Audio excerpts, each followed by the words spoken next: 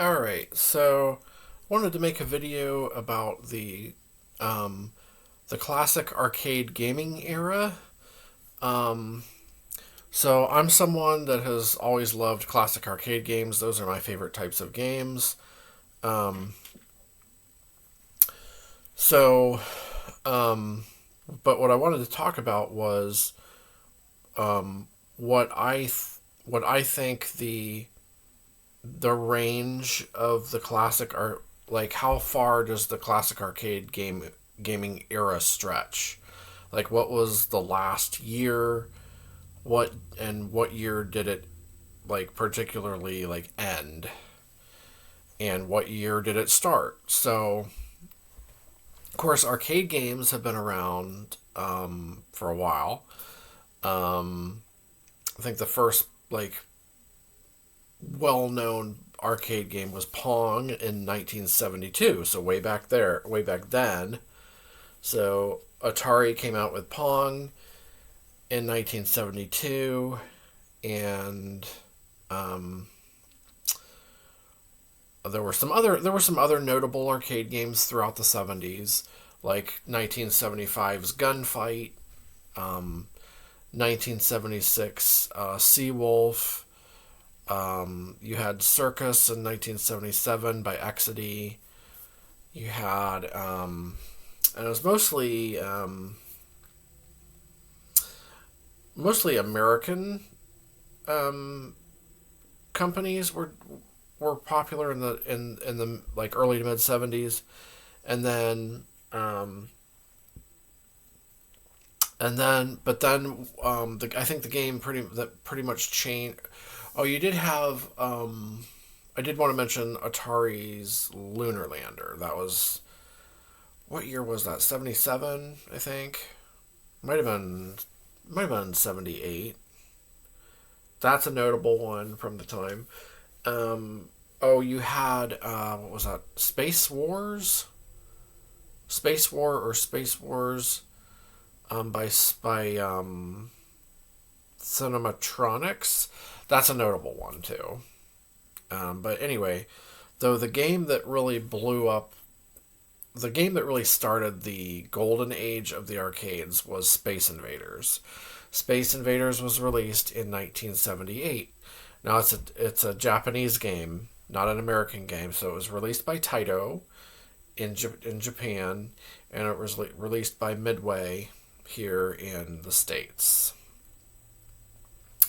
So Space Invaders pretty much started the classic arcade gaming era and what's called the golden age of the arcades. So the age of the arcades was a particular period within the classic arcade gaming era. So starting with like Space Invaders and going throughout the early 80s and ending around 1984 when the arcades dwindled a little bit. I think it had to do with, well, there were a number of factors. I mean, you can look it up, but I think it had to do with just maybe, um, I'm not really sure, actually. But you can look it up, I've researched this a good bit. But like 84, I would say, was the decline, and then 85 was a further decline. So the golden age ended, in like 84, around in that era. There were some, really great games, though. I mean, so 1984 was still a very big year for arcades. I think it was the consoles, like the consoles, starting with like the NES, probably that really was like the nail in the coffin for the arcades being like massively popular, and earnings going down. So I think that's what did it. But there were consoles, and the consoles and computers like before then were still a major factor of the decline of the arcades. But like the mid 80s was like a sharp decline. Um, arcades, though, still remained popular throughout the 80s, of course. Arcades still remained popular throughout the 80s. They didn't. I'm talking about like the golden age, like when it was like massive. But they still remained, like I said, popular throughout the 80s and early 90s. Um, so, what I want to get at is how far did the classic arcade gaming era stretch before the new generation of games came in um, to end it? So there's the classic arcade era, then there's the new generation era, the beginning of the new generation era, which I call of games. So I have, for me, I'm super picky about it. I have an exact year that it ended, and I have the exact games that ended it. Okay, so we're going into the early 90s right now. 1990, 91.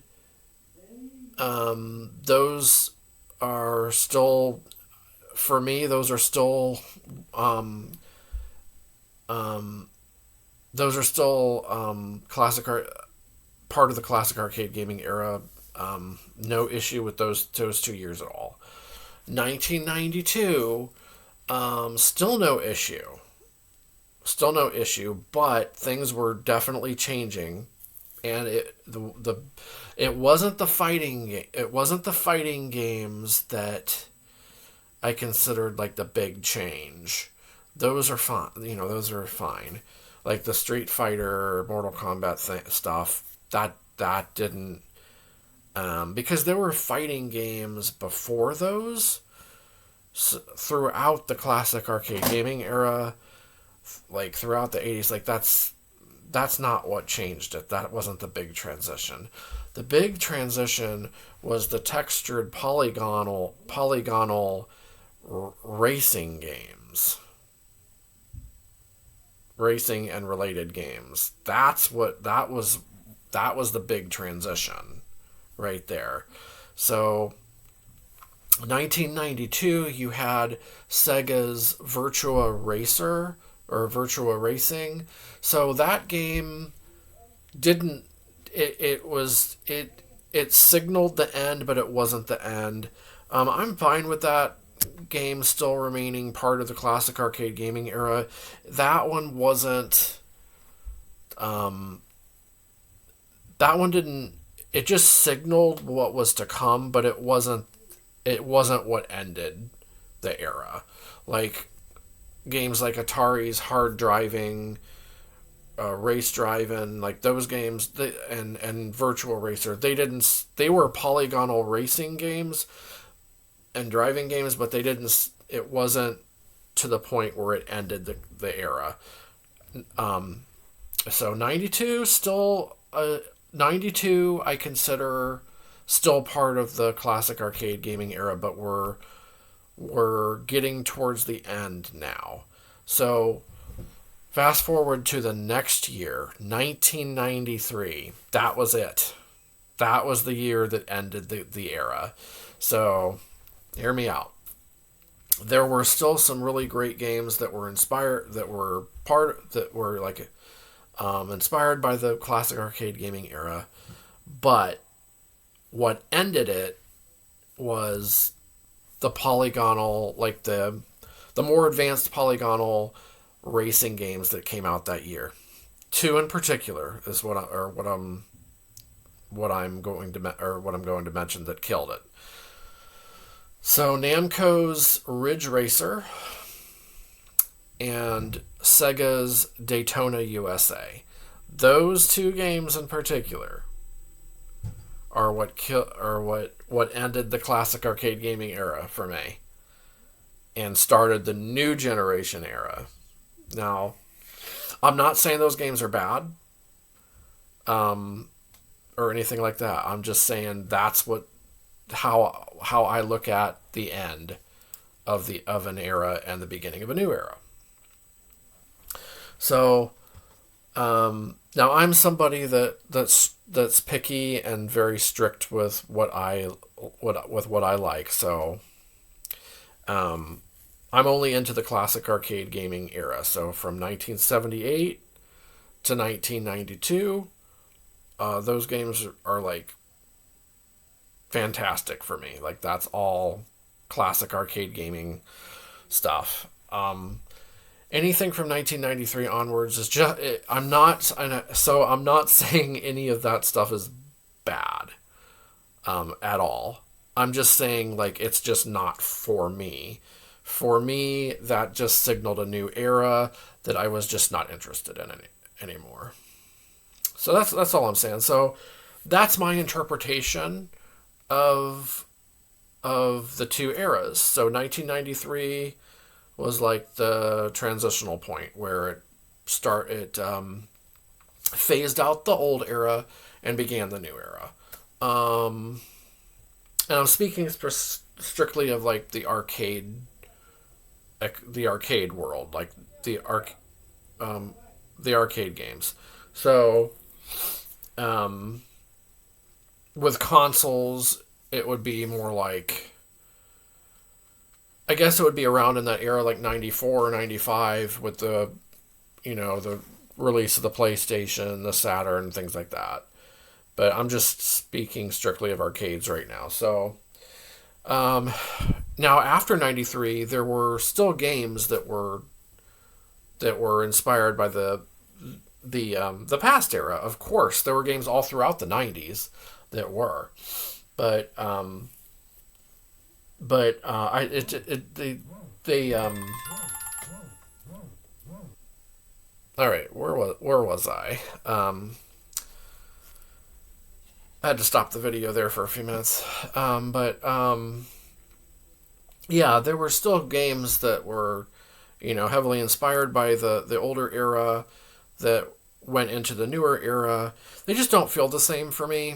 Some of them I do like though. Some of them are pretty fun, but the ones that that feel the most nostalgic and most fun and special to me are the years before 1993. So, so I want to know though, people that are into the like classic arcade games and the era, where do you cut the line at, or if you even do. Um, I'm just interested in knowing if there's anybody like me that kind of cuts the line between what the old classic arcade era would be and what started the new generation. Like, so for me, um, it's 1993. 1993 ended it. 1978 started it. So Space Invaders 2 until those racing games came out in 93. And that's my cutoff. That's my hard cutoff date.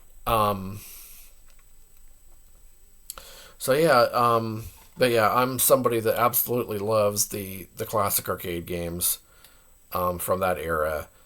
Um, Anything after that, there's a lot of games that I still like, but they just don't feel this. They just don't feel the same for me. um, but that's just my experience. That's just my personal personal thing that I like, basically. That's just me. All right. But let me know if you think if you have like the same feeling about where I cut it off, or do you have something different to where it started and cut off? Yeah, let me know below. Anybody else that loves that era, feel free to comment below and let me know your thoughts. And I'll be back with another video soon.